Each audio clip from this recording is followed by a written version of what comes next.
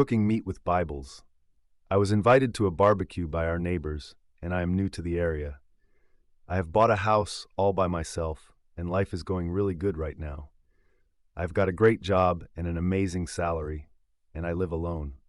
It's a great neighborhood, and everyone is so nice. I really can't complain, and sometimes I have to pinch myself to make sure that I am not dreaming. I just can't believe how great my life is right now, and I remember how hard life used to be. I guess I am experiencing survivor guilt because I still know people who are really badly struggling. Anyhow, I was invited to a barbecue by this really nice couple, and they have a large house in the area. Their house was extremely nice, and when I went in, I was impressed by the decor. There were other guests in the garden, and when went into the garden, I introduced myself to the other guests. After some chit-chats with the other guests, I then noticed something under the barbecue. It's what they're going to use to cook the meat. They are not using coal or any kind of cooking oil. They are using Bibles.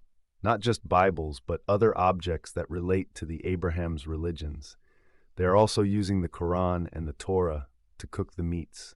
They are not going to burn the holy books, but they simply put the meat onto the holy books, and the meat started cooking itself, started roasting, and this was against all logic, because how can these holy books and Abrahamic objects be able to cook the meat when no fire is involved?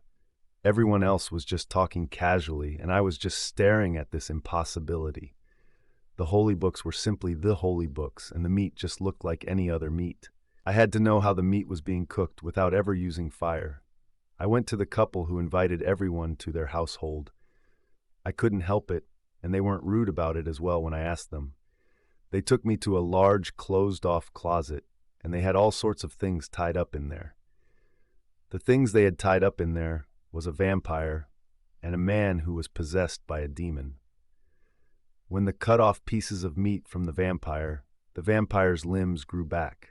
The meat that we had from the vampire would start roasting when it went near any relic of any Abrahamic religions. The demon-possessed can't regrow its limbs, but the demon is keeping him alive.